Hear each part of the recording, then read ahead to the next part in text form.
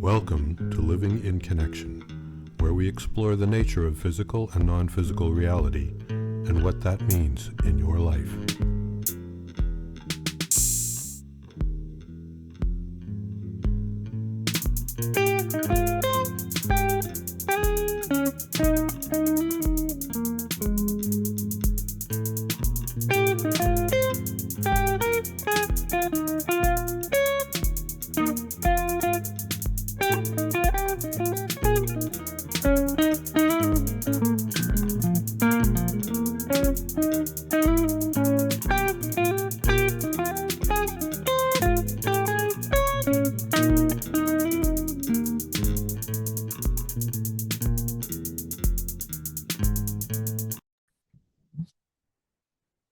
And welcome again. This is Again. the fifth in our ongoing. This is the fifth in our ongoing series of discussions between myself and Frank DeMarco. I'm Dirk Dunning, obviously. I think today we were going to talk about healer out of control, particularly, but also healing in general. Is that right? Well, that was my idea to start off with the healer out of control, and you wanted to talk about healing modalities and things, and I think that's a very good idea. But I did want to offer this up just as an example of how good intentions come out with really sometimes terrible execution. I won't go into stories, but abstractly, there is a saying about the healer out of control, meaning when somebody first discovers how much more ability we have to deal with things and how we can help others to heal themselves, it can be intoxicating. And if you're the kind of person who really wants to help somebody and at the same time really wants to learn and at the same time wants to have more and more experience and more levels of skill, oh man, it's a dangerous thing. I got there. I can't remember exactly what did it now, but I went to one of the Monroe programs, and I realized much later I was really ungrounded. It had to be guidelines, I guess, right after Gateway. I did Gateway, and then 3 months later did guidelines, and I was still up from Gateway. I was still full of the possibilities that it opened, and the new world that opened up in front of me. At the same time, I had been doing a certain amount of healing work. It isn't difficult once you get the knack of it. But the two together were an intoxicating combination. And in the guidelines program, healing is a built-in part of it. They use their Monroe's own system. I found the system more complicated than the problem myself. I found that, you can send energy much easier than Monroe had his training wheels, and I didn't need the training wheels. That's well and good. There's a room for all kinds of ways of doing it. The difficulty is all of these unexamined metaphysical assumptions, like this person has an ailment, or this person has had an accident, or whatever it may be. I can fix it, or someone can fix it, and everything will be fine again. Never considering there may be just possibly have been a reason for that. And it may just possibly have something to do with their life that you don't have a clue and have no business knowing a clue about. And so therefore, your attempt to heal it could actually be more like interference. Now, it is a common thing in the healing community. They say, ask for permission before you do it. Some people say, don't ever heal anybody unless they ask you. I'm not so sure about that one because I don't know how they would necessarily know to ask. But I mean, it's a reasonable precaution. But if you are suddenly intoxicated with this vision of all the ability and all that can happen and all that you can do, and plus I have no doubt the ego's in there feeding the whole thing, because if I'm doing this, that's going to build me up too, right? That's behind the surface because they know you don't want to hear it, so they keep it low, keep it down. But it's got to be in there. And then you either succeed or you don't succeed with given people. But at some point, you realize, wait a minute, I'm not only playing over my head, I'm playing by rules that I don't even know. I'm not even sure what the game is, And then you finally begin to perhaps, I'm saying you, and of course meaning you finally come down a little bit and you realize, I don't know what that person needed. I don't know whether this is the time to have that healed or not, whether it should be healed in that way or not. whether I'm the person to do it or not, whether this is good for them or me, and the prudential questions that you should have thought of in the first place finally begin to surface because they've gotten beyond that, I think, ego-driven idea of I'm going to fix everything that's wrong in the world. Well, somebody said, if you set out to correct all the world's evils, you will undoubtedly become one of them. Yes. Yeah, let's see how you can avoid it. So you may have more to say on that. That's all I have to say about it. Well, just going on from there, do you have a specific example without using names that might highlight this? And no is always a particularly good answer. Well, nothing's coming to mind at the moment. If I do, I'll shovel it in there. Well, I have a couple. One of them, as an example, is a friend of mine she was a chain smoker her whole life, and she ended up, at one point, she's having some serious health issues. The doctors were worried about some things on X-ray and whatnot. And she ended up in a group. This was back at the Monroe Institute, and this is not normally a part of the program, but we ended up with a whole group of people who were energy healers, and half of them brought their massage tables. It's one of those things that was just completely unexpected. And so we ended up doing some healing work during the week. And I was in the position that you're describing, where I was a little out of control of I can heal anything kind of idea, which is not a good place. And by pure happenstance, she ended up laying on a table with me. I love that. Pure happenstance. Sure. Yeah. And one of the things I found was, yes, I've definitely found a cancer in her left lung.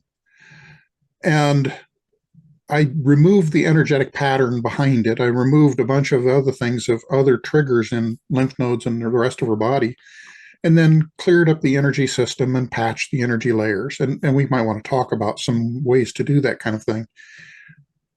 And I really didn't think through whether or not this was in her best interest, in mine, or anybody else's.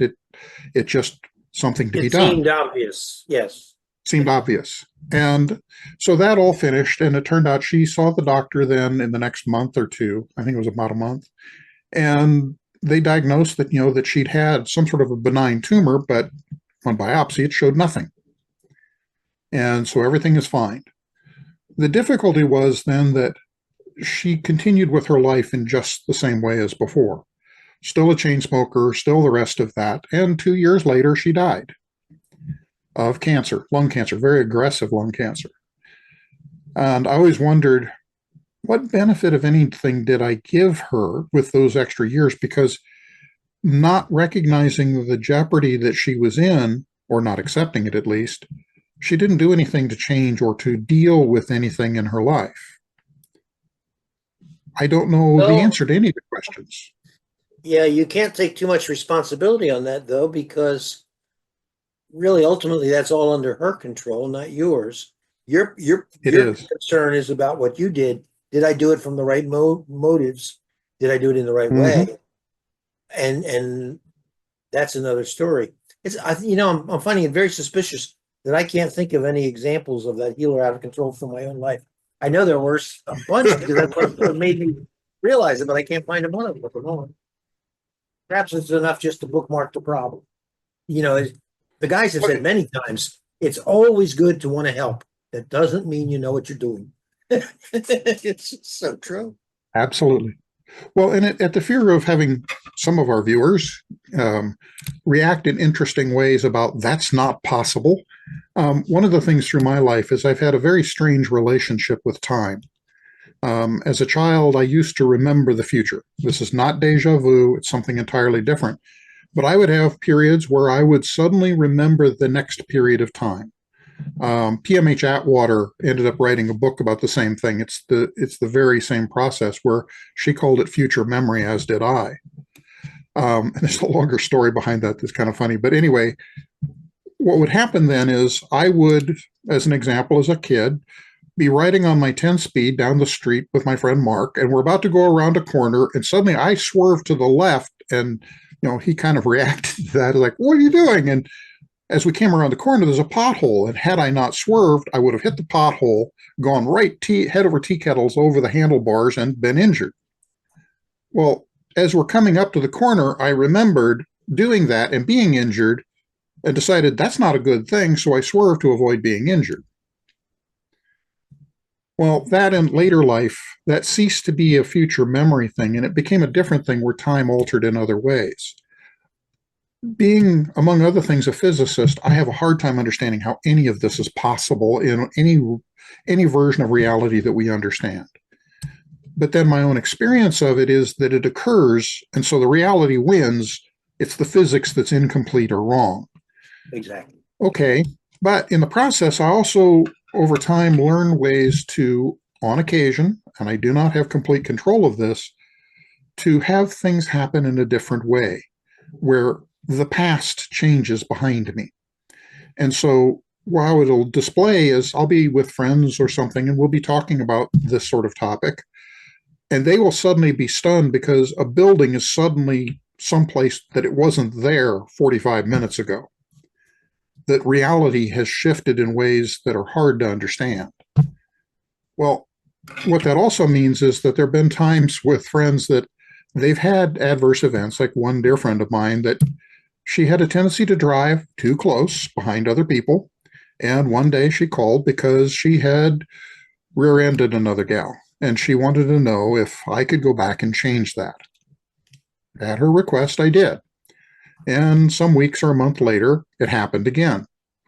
And then again. And the fourth time was at a gas station where she pulled up and she'd filled up with gas and she was in a hurry and the guy in front of her wasn't moving. So she threw it in reverse and backed into the guy behind her.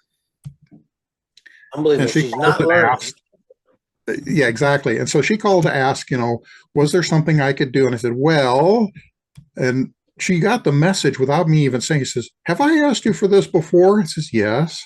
How many times? I said, this is the fourth. Oh. And then she decided, no, we're not going to do this. She's going to take her lumps for the accident. There's a lesson here that she needed. Yeah, good. Which was the right answer. But that was a bit of the healer out of control thing of Yeah, a little it really different is. because it involved time. Although, as you describe that, oddly enough, it also has an attribute of the healee out of control. She was Correct. not taking responsibility for her actions. She wasn't using that reprieve to change her way of driving or to change even her. But was she even aware afterwards? I guess not. She wasn't aware of it because it didn't happen in her timeline. So there was no way for her to learn the lesson without me telling her, which that creates its own problems. There's weird ripple effects that occur. Yeah, they really are. And I'm surprised she even believed you when you said this is the fourth time, because all of her experience would say it hadn't happened before. I'm surprised she had enough moxie to realize that they asked the question in the first place. Well, she's one of my many friends who's actually ridden along with me through certain changes. So she knew this happened. Oh, That's the reason she even asked in the first place. And so my hesitation gave her the indication that, wait a minute, has this happened before? Anyway, like I say, it's one of those. Let's do a counterfactual. Supposing in any of those times you had said no, how could you have said no constructively? I've debated that with myself, but it basically goes to the same way that it happened with her the last time of she recognized it. Well, the times before that, it would have been me bringing up saying, okay, we've done this once already. There's apparently a lesson here. It's not for me to say, but there seems to be some lesson that you're needing. I'm reluctant to do this because I think it will happen again. But I don't know if it will at that time. Yeah. Great way to jeopardize a friendship too, of course. Of course. And so I never did that. And at the same time, with all of that, there was other choices I could make. And so a lot of it was lessons for me. In this case, not healer, but something like that. It was lessons for me as the intervener about what works, what doesn't, what you should and shouldn't do, and when. And not really consequences, but how things flow if things are different. Well, people used to talk about playing God, and they say you're not here to play Mhm. God. And in a way, that is exactly what the temptation is. Every time you realize the world's boundaries are not as fixed as you thought they were, there's a temptation to Right. say, I know what's good for me, or I know what I want, and I know what I want is always that's a danger point for me. That's a red flag. Well, it comes right back to the healer out of control. Yeah, it all does, really. And beyond that, I mean, you can keep going. I was at Monroe one day, don't remember where, but I was up at the Roberts Mountain Retreat having dinner, and a guy sat opposite me at the table, and he said, "Have you ever thought with your abilities to use them to make yourself rich?" And without even thinking about it, I said, "Well, I already am rich." And I think now that he thought that meant I had a lot of money. And what I was meaning was merely I have more than I need. And you've heard about the guy, they were talking about some rich person, whether it was Bezos or, some super rich person. And the guy said, well, I've got something he'll never have. And they said, what? And he said, enough. Well, Yes. well, if you don't have that sense of enough, or if you don't have that sense that even though the limits to life are not what you thought they were, there are still limits because it's finite. If you don't have that, again, the healer out of control is a strong analogy. You wind up, you're not only playing over your head, but you're messing with things that maybe you wouldn't do if you had more sense, Well, and this goes to another example from my life that I retired not because I wanted to or chose to. Guidance intervened, I think, at least that's my ultimate conclusion, that we moved into a new building lit with LED lighting, which absolutely destroyed me, and I ultimately had to retire to protect my own health. As it worked out, the month that I retired, I made the same money after I retired as I was making while I was working. There was no impact on my life other than I suddenly had all the time free. But at the same time, the world became a very restricted place. And for most people, that would become a very onerous thing. And for me, for about 2 years, it was. Until something finally clicked in my mind and I realized the gift this gave me.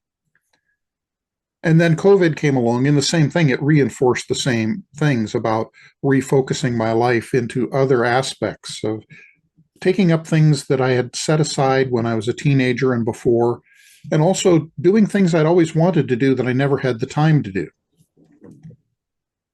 And like you say, it's about realizing how rich you are in your life, and it's not about things. And in a way, we could almost redefine that as giving up the victim scenario. Now, there's a victims and villains scenario where you got to blame it on somebody.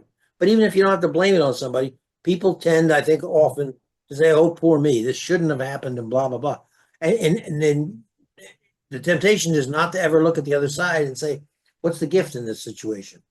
These are terrible cliches, but they're cliches because they're true. What's the gift in the situation? It's always got one.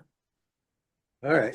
Well, one of those is I attended a program back at Monroe that has only run, I think, twice, called Creative Flow. Patty Ray Avalon created it. It was a magnificent program. It just didn't get attendees. It was all about art, and art of every kind, every kind you can imagine. Wonderful program. And it opened doors for me that I had not realized that I needed open from my whole life. And one of the things in the last couple of years that this isolation, if you will, though I don't feel it like that, has driven is for me to start playing with painting, with poetry, or resuming poetry, which I've been writing my whole life, but resuming that, as well as I was showing you before the last session, on a wild hair, I just sent off and bought myself a fretless guitar. I've never played a guitar in my life, nor do I think in the way that guitar players think. Exactly what I'm going to use this instrument for, I don't know, but it makes me happy. And what else is life about? Oh, and you're showing a good example, not only of living in the here and now, but you're following an instinct. Now, it could be a wild hair. That's what you're thinking of it. But on the other hand, it could be the most important thing you do this year. There's no way to know yet. Yep. And However, if nothing else, it's a beautiful piece of art to hang on the wall. that's an expensive way to get art, but all right. The people who are watching this are now saying, and exactly what does this have to do with the healing, which is what we were promising? And yet it does. And yet it does. Exactly. Because if you look at healing in the sense of wholeness,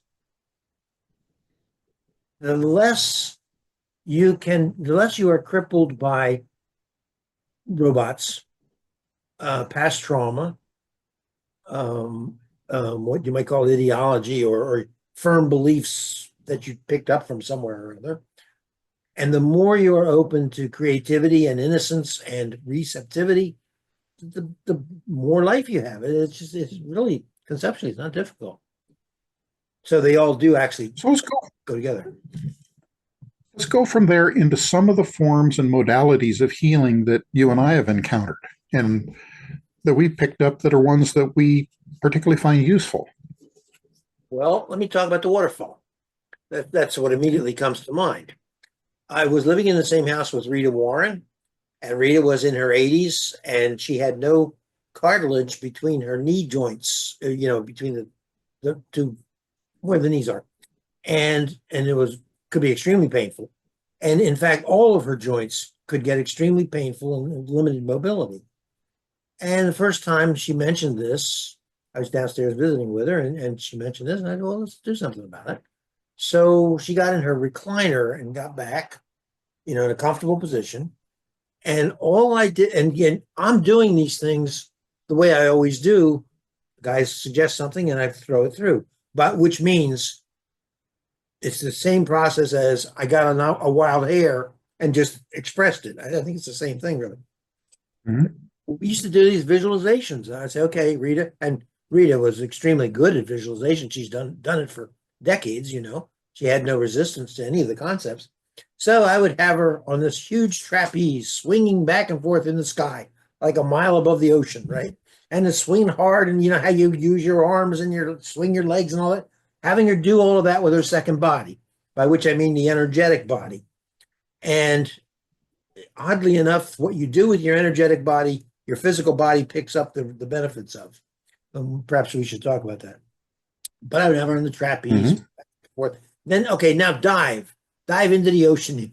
She dives from a mile above, way down there, and she's swimming hard. And all of these extremely energetic physical motions that she's doing mentally with her second body. And when we would come out of that, her body would feel better. She would feel the pain would be gone. This is interesting. Well, then one day, for some reason, we couldn't do that. Don't remember why. But the guys, they always have another arrow in their quiver. And so they gave us this, oh no, you know what? I'm making this up as I go along. That's not what happened. What happened is we would meditate and the guys would have me give a little talk before we would meditate, like every night, or not necessarily every night, but regularly. Okay. And so after about the fourth or fifth repetition, it wasn't word for word, but I realized they were saying the same thing every time. And I realized, oh, okay, we're supposed to be listening to this. And that is, and you know it very well, but I'll say it for those who are watching. You visualize yourself under a waterfall. And water is the water of life and health. It's the energy from the universe that keeps us alive. And that water flows over you and it flows through you so that it interpenetrates every cell of your body. And as it flows down, starting from the top of your head and going down, it pulls with it any detritus that's left over. I gradually expanded that to not only, physical cells that were dead or problems, but also emotional trauma. Even prejudices could be looked at as detritus. And so you visualize, you're doing a strong work, visualizing yourself under this waterfall. And the reason they said a waterfall, they told me, is because there's so much water, nobody can possibly think, oh, I better not take too much. There won't be enough for somebody else, which is a tendency with some people. The waterfall flows through you. It's taking all the detritus down, and you follow it with your mind. And you go down and you follow it again. And at some point, you might see that it sticks somewhere, seems to stick. And that's perhaps something that needs a little work. You put your attention on it as well and help it. Do this several times and then forget about it. And then you do it again another time when you want to. Rita and I were doing that every night, and it really did seem to help. So that's my technique. You give us one. Well, I've got a parallel to that one, but it needs to start earlier. That within the world of energy healing, there's a lot of different techniques that cover a lot of ground that people are involved in it, doing Tai Chi, Qigong, and a whole bunch of other modalities, where what they're doing is trying to flow the energy systems of the body. Now, what these energy systems are, reliably, people who are able to sense these can sense them and confirm them from person to person. And so there's strong reason to understand that they are real. At the same time, within the physics world, there's no instrument that we have today that, at least none that I'm aware of, that actually physically reliably can indicate it to the degree that a scientist would accept it. It's not electromagnetic. It's not any of the forces that we are aware of in the physics world. And yet you can reliably do things and have people respond to them, whether they know you're going to be doing it or whether they don't. They can end up responding back and telling you exactly what happened and confirm it. It's not just imagination. It's not imagination. What I take it akin to, it's like living in the world before magnetism was discovered and trying to understand how it is that magnets work when there's no connection. There's nothing here. This is not possible. We have no physics for this. Yeah. Well, this is the same thing, only we don't know the mechanism yet, at least hard science-wise. Anyway, what these techniques all together end up doing is looking at the flow of whatever this energy is within the body, both in cycles and in flowing through the body in various ways.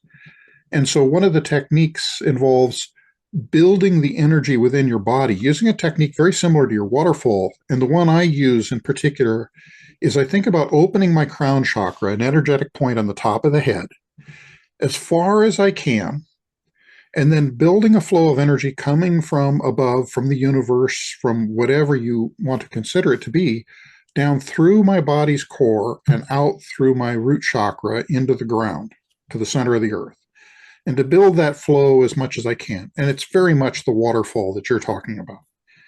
There's so much energy, you couldn't possibly use it all. It overflows you and does just what you said. At the same time, then, once I've built that strongly, and I sense that in my mind as being kind of a creamy white color, very bright.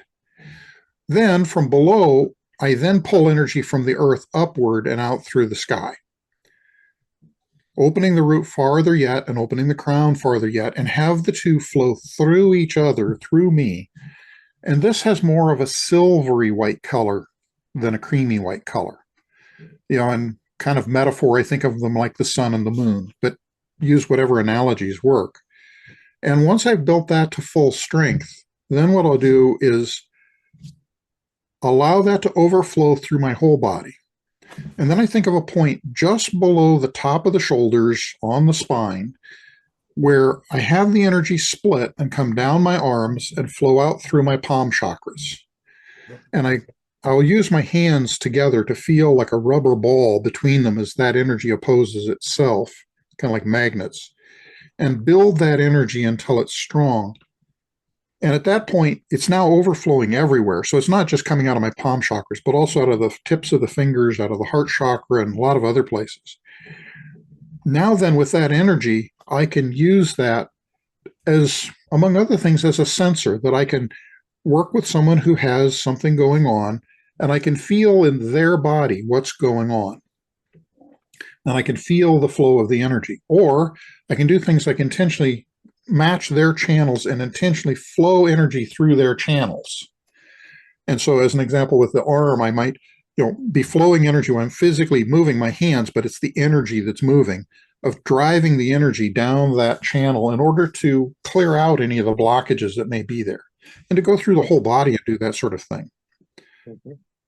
Another step of that is to, for cases of certain kinds of diseases or disorders, is to feel where the problem is. Like in the case of cancers, what it felt, I misunderstood this at first because the first experience I had with someone with severe cancer, with my dear friend Wayne, where the cancer felt like a large black energy. I didn't learn for several years that the reason for the feeling of that color had to do with it having been hit with chemotherapy. Ah. Another friend later who had brain cancer, who we were not successful in helping, his felt like a very feathery white energy, a glioblastoma. And it turned out that was a very active cancer that had not been assaulted. I don't know, because I've not done it, how to deal with that sort of cancer differently from another one necessarily. And I've played with that. But in the case of the ones that have been affected in some way, I learned how to be able to grab that energetic pattern and to pull it to remove it from the body and discard it. To pull it, to remove it, and discard it. And then to backfill that with energy. Go ahead. You remember Bruce Moen came up with a technique, which from a friend of his in turn, seeing it not there, which is even less invasive, where you envision it and then you envision it not there. And it occurs to me that for the benefit of people who haven't had experience of their own energy body, let alone someone else's, my friend Robert Bruce taught me this technique, which a person had. Well, he used to run a bulletin board. He was in Australia. He ran a bulletin board for people, and a woman who had been born blind from birth said, "I can't visualize. I've never visualized anything. Can you find me a way to let me experience my energy body?" And he did, and it takes like a minute. And the only person I've ever known who didn't get it in a minute was somebody who didn't want to get it. You know, you can tell sometimes they'd rather be right than change. Very simple. This is for our audience. Take finger one hand and you draw a circle around the palm. Maybe I'm going a little too far out. I'm in the middle like this, okay? And then as you're doing that, pull your hand back, but continue to circle. And you'll find that the palm will, it'll track, okay? And do the same thing with the other palm. As far as I know, it doesn't matter whether you go counterclockwise or clockwise. You do that, you pull back a little bit, you can still feel it. Then envision like a cone in the middle of your palm, sticking up a couple of inches, and you're rubbing the tops of the two cones together. You're not touching the fingers, because sensory touch will overwhelm the initial thing. You won't be able to feel it. But you do like this, and you can feel it. And if you can't, and have a friend, have them put their hands around your hands, and the relative motion between your hands and theirs will make it even clearer. In 1 minute, you can experience. You don't have to think. You don't have to believe. You don't have to wonder. You will have experienced that it's there. And your first thing you'll do, if you're like many people, first thing you'll do is, I'm probably just making this up. but after a while, you realize I'm not making this up. It's really there. Well, once you have experienced that, then you begin thinking of yourself as an armature surrounded by electricity. I think that armature is the right word. That's not my. Sure. And so if you wanted to work on healing with someone else and you had gone through the caveats, you be sure that they're okay with it. One way to do it, again, the palm chakras, that's what works very nicely. You put your hands around them like a parenthesis, without touching them. And you envision sending energy, not from you, through you. It enters your body and goes through. You're not sending healing. I don't think you can send healing, but you can send the energy that they can then use for their healing if that's appropriate. And it's important, we both think it's important not to try and specify what it's going to do. You don't know that. You don't know enough. You don't know what's right, but you're sending the energy as a free gift for them to use if they can, as they can. And that's a very simple technique, but you'd be surprised how effective it can be. Well, what you touched on is important, is what your own beliefs are, what the other person's beliefs are all important. And if those beliefs are such that this is either not possible or not good or whatever, don't do it. Don't go there. only if all of that is okay, even consider this. And, actually, I go a step further than what you're talking about, that the world of Reiki has to do with providing energy and allowing the person to use the energy as they need. The energy form that I was developing, and this came from working with a whole lot of different energy healers, and I would feel what they did and then try to mimic it myself until I could match what they did over and over and over again with different forms of energy. And what it allowed for was developing a different kind of sense. And so the strange thing is, this gets into a problem where, how are we sensing this and what is it really, is I don't think something we can actually answer. What we can answer is, how do I sense it in my mind and in my body? What does it feel like? Or what do I think it is, or how do I relate to it? So what I began to have was a sort of synesthesia effect, where I am feeling the energy, and I don't know what either of those are. And as I'm feeling it, it has a color. And I have no idea how energy could have a color or how I could feel the color. But I do. And what I take that to be within my own mind is, the information is coming into my mind through my body's senses. It doesn't have a place it can cleanly go. And so it ends up in senses that are not really appropriate. But because it's a feel of a color, my mind understands that is neither a feeling nor a color, really. This is the energy that I'm sensing. Well, if that makes any sense. It makes sense, but I think we can go a little farther than that. As I understand it, every color is a specific wavelength in the electromagnetic spectrum. So it is a way of us to visually understand some of that spectrum. And especially this man, Ibrahim Zahir, that I'm really taken with, this Egyptian man, apparently he's bringing back into currency a different kind of science. The science we've had since Galileo has concentrated on what it called the measurable qualities, weight, mass, all of those things. But the ancients had not only that, but also what they would call the I'm blanking out on it now, different kinds of qualities that are not measurable. So that, for instance, if Galileo was dropping two stones and one of the stones was painted red, he would assume that the red was irrelevant. One good, bad, or indifferent, it wasn't relevant. And if you're confining yourself to only numerical things, it is not relevant. But there are old traditions that say there are correspondences among things between sounds, sights, energetic things, all of that. Right. And I'm suspecting that's where you were going. Not so much that your mind was misinterpreting it, as that it was feeling that, and I wish I could remember the name of this quality. There we go. It's that simple. Qualitative as well as quantitative. Science has been too quantitative too long. The woo-woo world got too qualitative for too long. Today we're mixing the two, or putting them back together, hopefully in a way that will make more sense. Well, and I think that happens with this kind of description as well, that even though I describe these as different colors, red, orange, yellow, green, blue, electric, purple, all kinds of strange things, that doesn't mean that's what they are.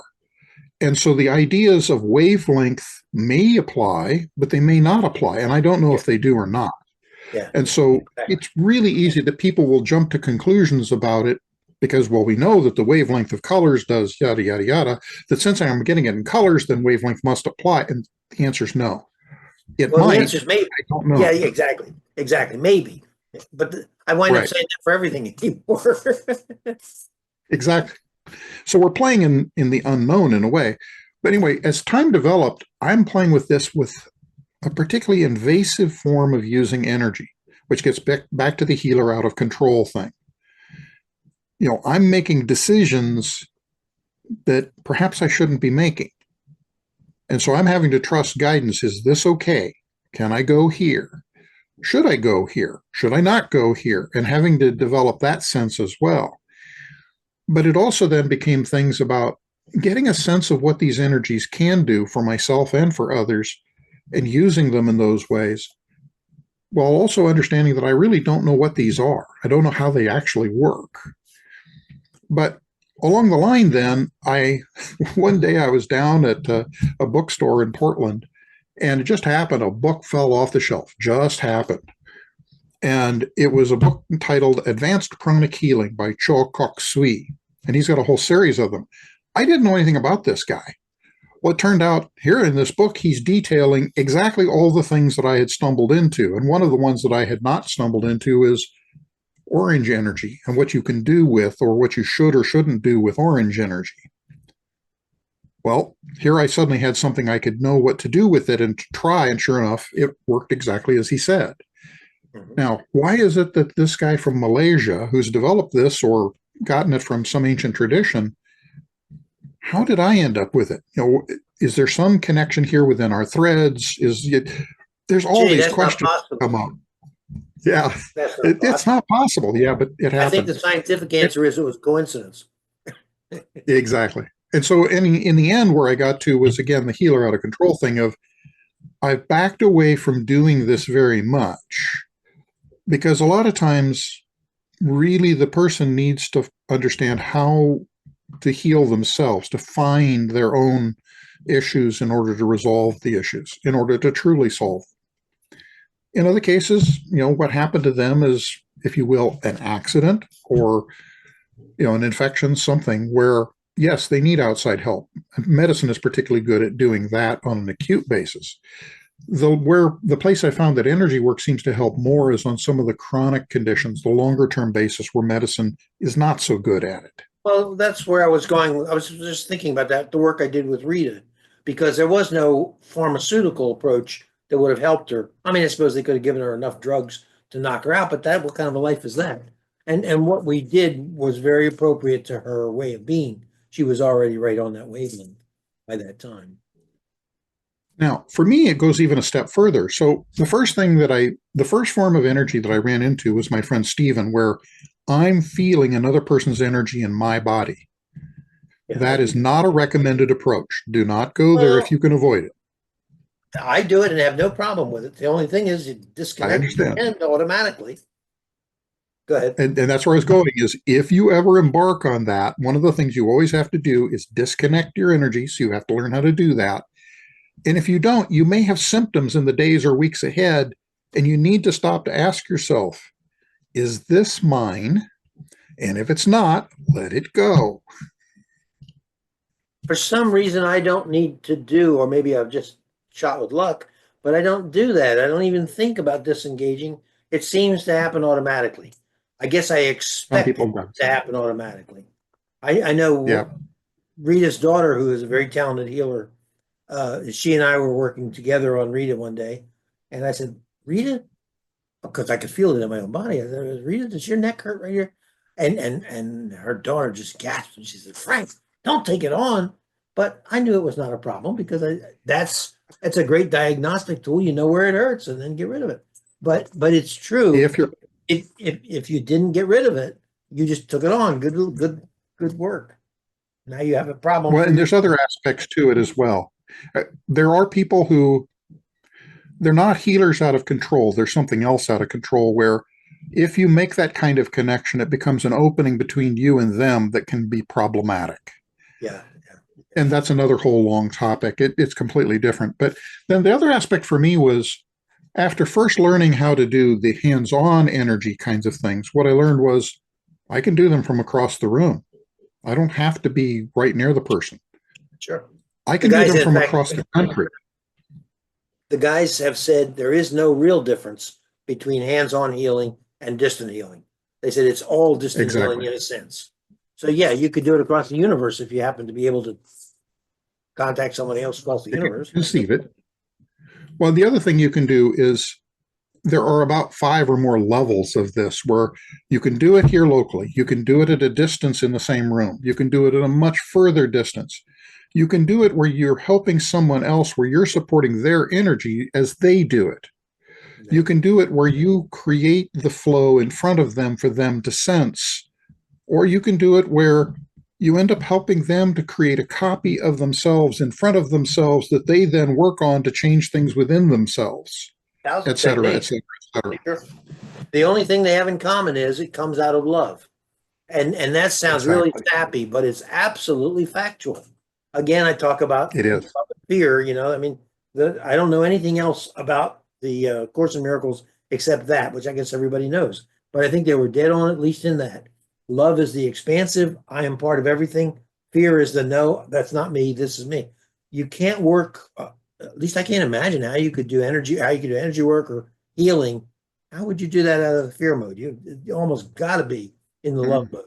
And if you are sincerely attempting to help somebody, I don't think it can go but so far wrong. I mean, maybe it's ineffective. Maybe you wind up with a headache or something because you drained your own batteries instead of having to go through you. You do it from you. But I don't. Well, in these techniques, particularly the active form, is really good for clearing headaches. Well, That one, a lot of people don't realize it. When you're giving healing, it's flowing through you, so you're getting some too if you happen to need it. yeah. Hmm. Anyway, so those are a couple of the different techniques that you and I have found particularly interesting and useful. There Let me are ask a you a lot. loaded question. Question. Can you give a newcomer, someone who's not even sure this is real, can you give them a technique to help them start to decide whether it's real or not? And maybe you can't. I mean, the one I gave is pretty good. The one you gave is exactly very good.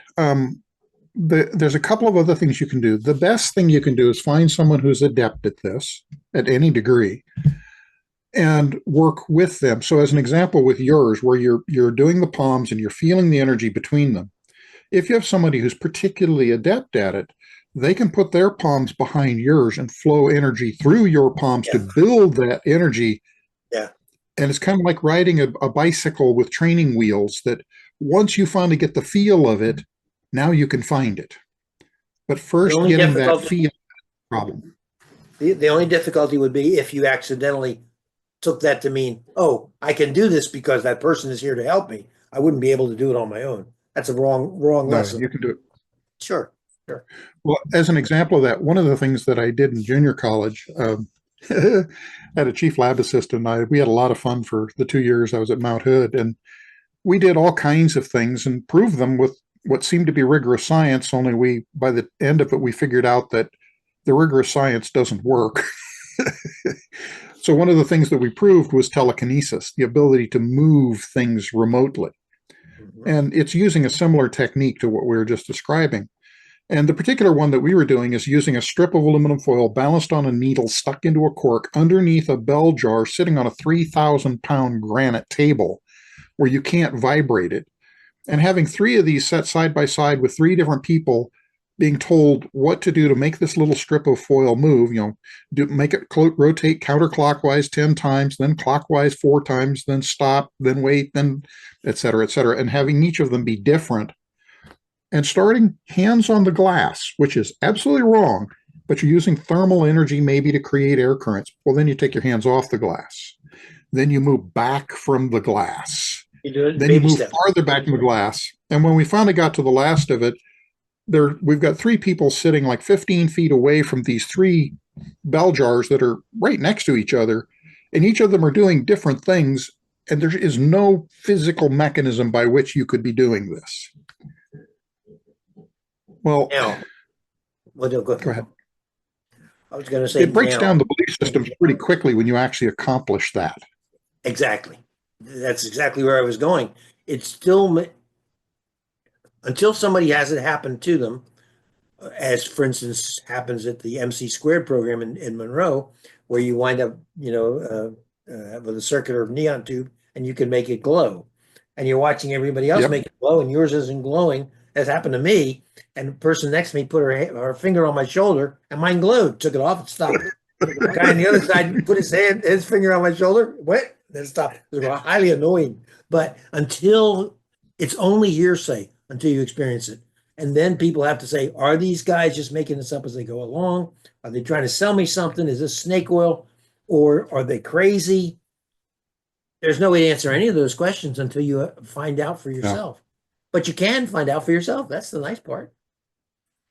Well, in the Manifestation and Creation Squared, MC Squared program at Monroe, it's very much about doing this kind of thing, spoon bending and other things, which is another fascinating thing to experience. But most of the programs are not actively involved in this. The intent is to find altered states of consciousness in your mind to be able to do other fascinating and amazing things. But even within those, when you gather together 20 folks or so who are at various levels of adept at various different, very interesting things, invariably the discussions come up and all kinds of impromptu experiments and discussions happen when all kinds of sharing of things. In one of the programs, it was a graduate program, a lot of very experienced people, we ended up doing the bell jar thing. And so we had two different setups, and it happened that the one group was having no success. And so what I did is, without telling them from a distance, I remotely, from about 10 feet away, got the thing to start moving. But it became the deal of, once they saw it break and move, they're now convinced it can work. They took over and they're doing it. I disconnected and I'm not doing it. And the next couple of hours was rather fascinating. Every single person in the group actually developing the ability to do it. I remember picking up. Go ahead. No, go. I remember picking up the tables, where there were 6 people around the table, and you pound the table real hard, and then you pick it up, and it picks up. I mean, it's a heavy table too, and I really couldn't believe it, even while we were doing it. I really couldn't believe it's possible. Well, that also goes to the Scandinavian one. I had this one happen too. That I remember this when I was a kid. My folks had a party one night, and some friends were over that were Scandinavian, and there's like 8 people, 4 couples. And they started doing the chair trick, where what they'll do is they get into a particular space. I'm not sure how to call it that, but they'll have somebody sit in a chair, and they'll have 4 people then that what they'll do is they'll lace their fingers together and put 2 fingers out, ultimately. Now, what they do is they start and they go through this chant of light as a feather, lift together, light as a feather, and they start interlacing palms above the person's head as they're chanting this. Then they separate, and they're continuing to chant this, and 2 people put fingers underneath the knees, 2 people put fingers underneath the back of the arms, the back of the shoulders, light as a feather, lift together, and proceed to lift the person all the way to the ceiling, and then set them back down in the chair. Which is totally impossible, but it happens. Totally impossible. So here I am it's a Heartlines program at the Monroe Institute, and it just happened in an impromptu group were doing this, and the trainers wanted nothing to do with it, which was funny. But I had 4 gals that each of them weighed not more than 100 pounds apiece, did that and lifted me out of a chair that way, which meant that each of them had, I don't know, on the order of 60 pounds on their fingers, lifting me out of the chair at least. There's no way they could lift that weight, let alone do it on the tips of their fingers. No, exactly. They damn near threw me into the ceiling.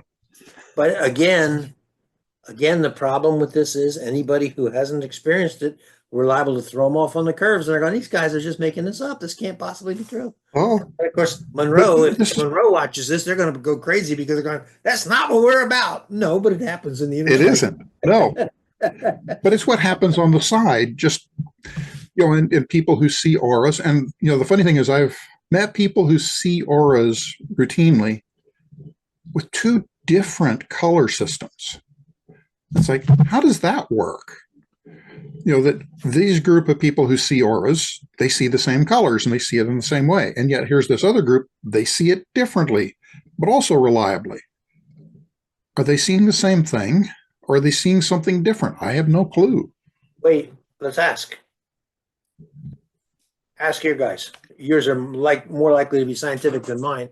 Are they seeing the same thing? Or is it a different interpretation of the same thing? Or what is going on? What they're saying is that it's the same thing, sort of.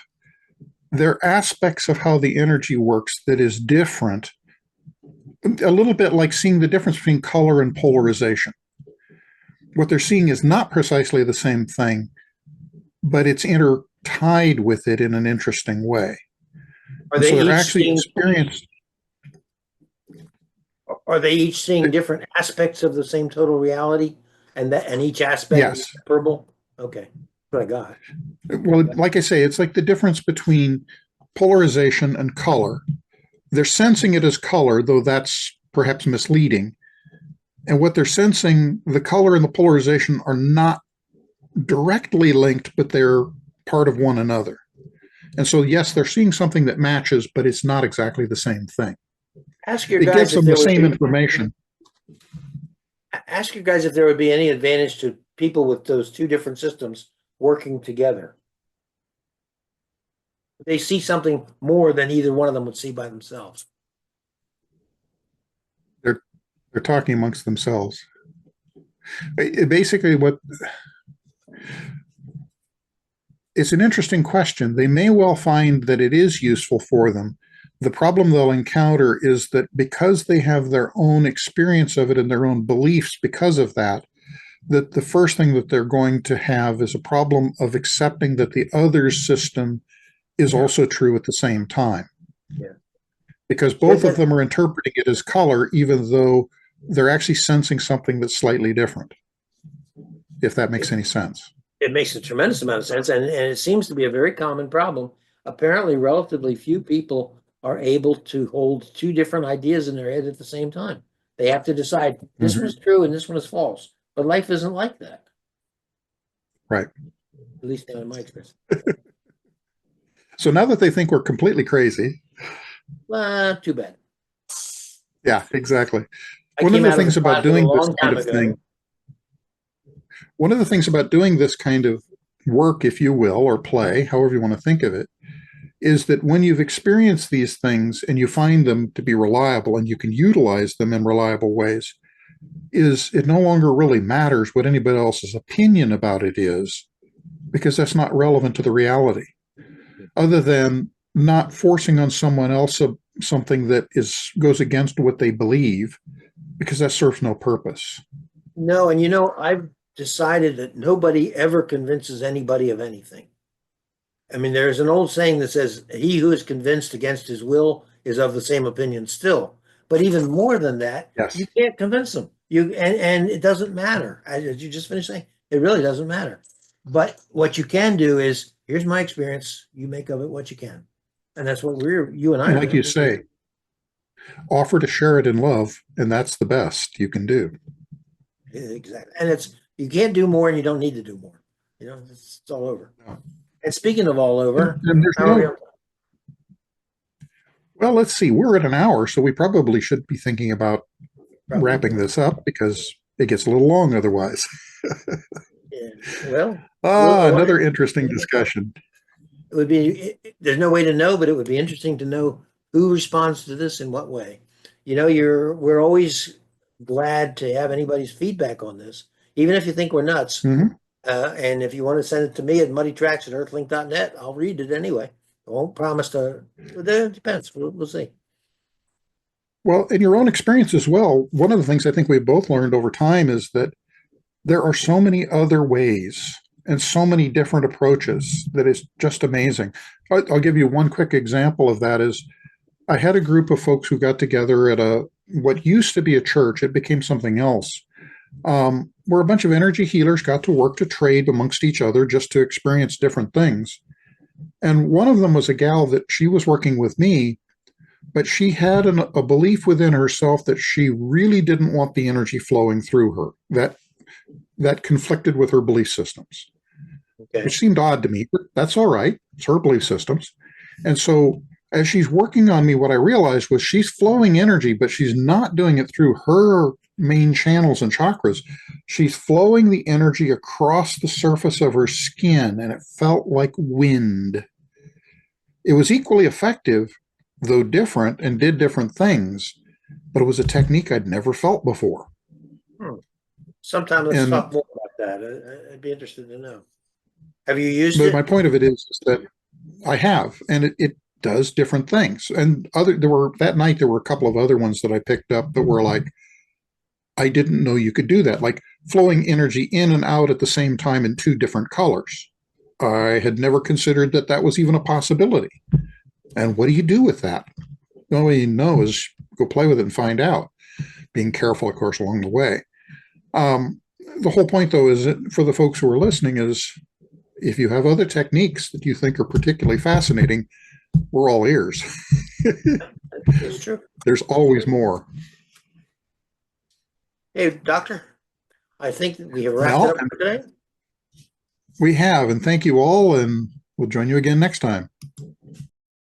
If you enjoyed this episode, please press like. Please press subscribe to stay informed of new episodes as they appear. We would love to hear from you in the comments section below, and we wish you the very best in connecting with your own guidance.